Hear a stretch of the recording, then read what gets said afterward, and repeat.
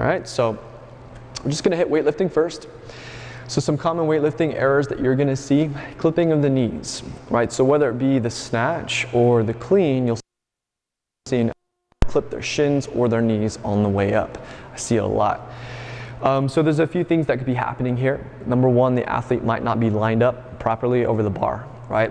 So a lifter may be too far over the bar. The arms should be approximately vertical from a lateral view. The lifter may not be driving enough through the heels to load the posterior chain and to push the knees back out of the way of the bar, right? So you'll see that a lot. Looking at from a side angle, clipping the knees, they're really not loading, pushing everything back. One of the old cues, I've been in a few old school weightlifting gyms where like, push your knees back, push your knees back. But to a normal person, that doesn't mean anything, right? We have to kind of give them some kinesthetic targets as to what to do about that. So driving through the heels on the way up will definitely help with that. Shorting of the hip. We call this shorting of the hip. You see it in shoulder overhead movements as well, right? But what we're really talking about is we're pulling the bar from a flexed position. Their hip is bent, their knees are still bent. They're not fully extending through the movement, right? So yeah, not fully extending through the second pull.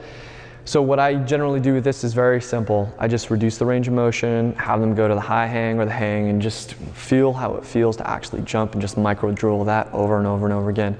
Then have them do a rep from that position and then integrate back into the full movement. It's a very simple yet effective fix for shortening of the hip. Shallow catch. How often do we see this? Like all the time, right? Especially with new people, they're still trying to figure out what's going on with weightlifting, right? They might not even understand the concept, even though we've explained it to them. So I'll continuously I'll continuously reinforce the idea, the principles of weightlifting to them. I'll kind of do like a slow-mo action to remind them that, hey, we're pulling under that bar, not the bar above us, right? But well, first, number one, we have to kind of figure out what's going on with this situation, right? So if the lifter does not catch in a full squat, this may be a mobility issue and it may be a motor learning issue, right? Or both. So what I like to do is first identify, is it a mobility issue? And you can tell, right? It just looks ugly. We've gone over some of the overhead squat assessment and we're gonna go into way more detail in some of the later modules, but what you'll see is a lifter will unlock their arms, or their arms will fall forward, right? So from the upper body, they just can't stabilize the bar, or the lower body, they just can't get down there into a full squat, right? So in those specific cases, we do want to give homework. Most likely they've already received it from one of the coaches, but ask them, like, have we been giving you stretches? What stretches have we given you? And then start working with them there. What I like to do in this case, if they can't actually, let's see here. If they can't actually catch, what I like to do is what I call stacking drills. So I'll have them stack 2 drills. I'll have them catch and power, whether it be the snatch or the clean, and then I'll have them stand up and recover and then give me a full squat from there, right? And tell them go as deep as you can. Good, come back up, recover, drop the bar, and stretch, right? I'll have them stretch in between sets as much as they can, okay? And the other end, if it isn't a mobility issue, maybe you have somebody who's got a great squat. They can overhead squat, they can front squat.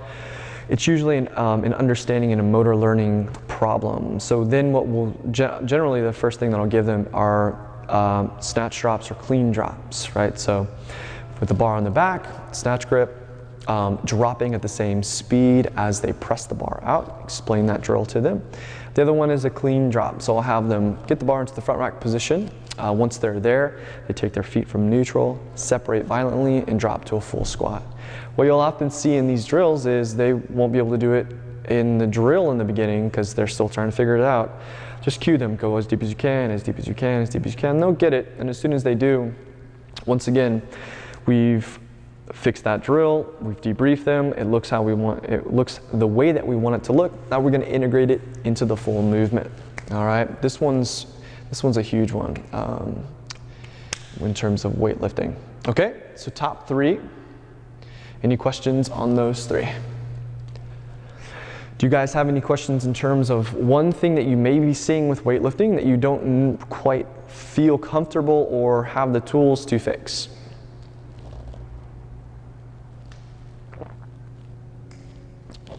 I'm putting you and me on the spot at the same time. I think it's a question, not a question, but the challenge of people who are so deconditioned that the movements don't look anything like we want them to look from day one. So their squat is just all over the place, their knees are all over the place. They don't look like they have the strength or mobility, or they have extreme flexibility, but mobility and flexibility look a little bit different. They don't have strength in those positions. All right. So it's just all over the place from day one. And we're trying to build strength and build them into a better athlete, but at the same time, it's challenging because everything just looks bad. Right. Okay, great. Yeah, so the question is like, what do I do in the case where the movement might actually not serve the athlete because they're so deconditioned that it's almost like a judgment call? Right. That's definitely a higher end type or higher order question. It's a great question. So as the coach, we have to hold the higher intention and remember in our values, it's always about the athlete, right? So when I'm looking at athletes train, the first thing that's always running through my head is the question of whether or not the movement or what we have them doing is serving their fitness, right? Because at the end of the day, snatching a barbell might not serve a general pop, right? So we have to do a few things. The first and foremost is we want to make the athlete by making them feel comfortable, right? And having that conversation with them. And I've had this conversation with somebody, I've walked up to him and been like, you know what, we really need to work on your mobility. And in the meantime, what I want to do is I want to give you a movement that's going to serve your fitness and help build your conditioning and expand your capacity. Because what's going to happen is when we do go back to the bar with good mobility, you're going to be ready for the volume that we're going to give to you. You know what I mean? Get some buy-in with the athlete, create that relationship. And 9.9 times out of 10, if they're the right member for us, they're going to be on board with that idea, right?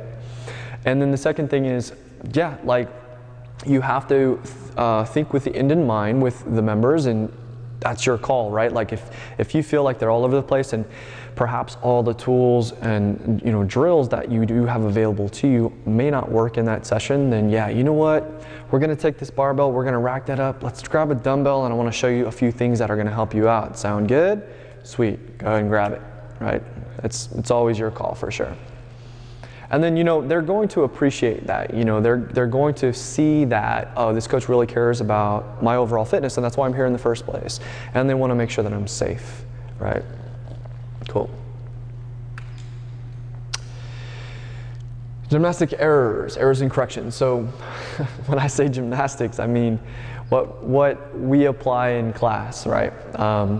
We're not going to handle anything advanced today, that's for sure. So we're just going to talk about two movements.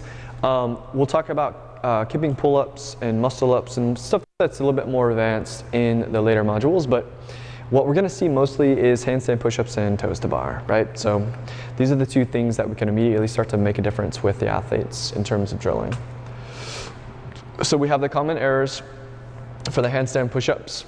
And again, I'm just going to give you like top 3 for both of these, right? So we see a lot of rebounding off the wall, right? So this can happen in 2 cases. The athlete either can't kick up, like they'll kick up on the wall, and or in the loading process, when their head's down on the mat, they will fall away from the wall, right?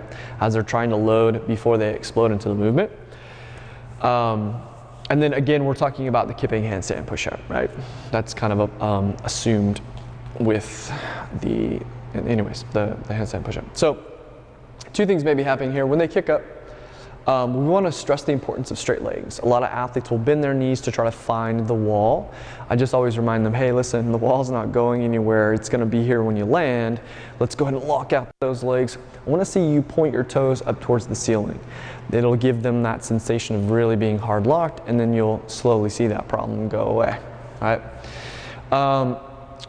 If that is looking good, and then we're having that issue with them, every time they load, they fall away from the wall, it's actually a simple setup issue. They're probably too close to the wall, right? So just by adjusting their hands from the wall, what I call this is the ab mat line, because that's how I teach it with everybody as I get an ab mat and possibly some plates.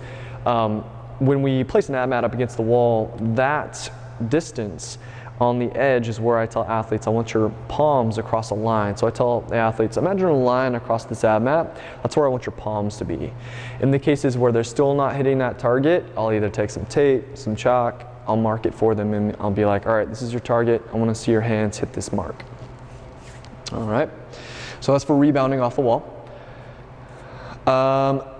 Improperly loading, and then again, remember when we say loading, what we're talking about is creating some reciprocal action where the next movement is like the springboard, right? So in the handstand push-up, that's where the athlete comes down and they're starting to bend their knees to their chest to extend out of that movement. What you're going to see a lot of is athletes the athlete doesn't bring their knees across their waistline in the loading process.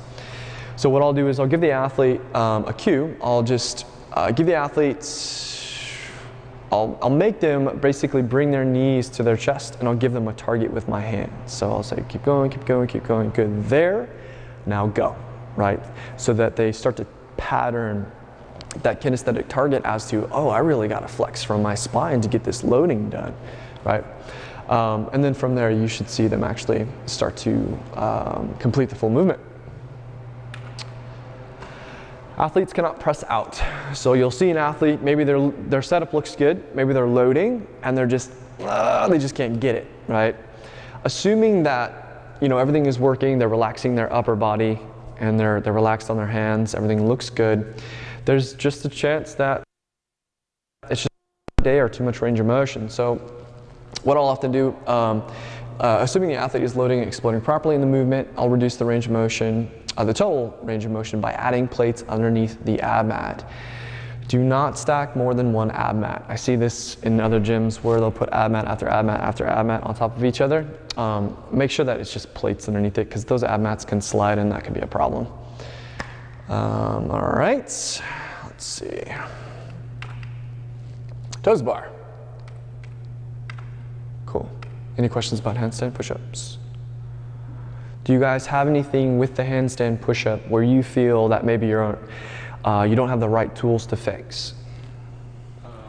Athletes who are firing in an incorrect order of, let's say, if a handstand push-up is comparable to a thruster.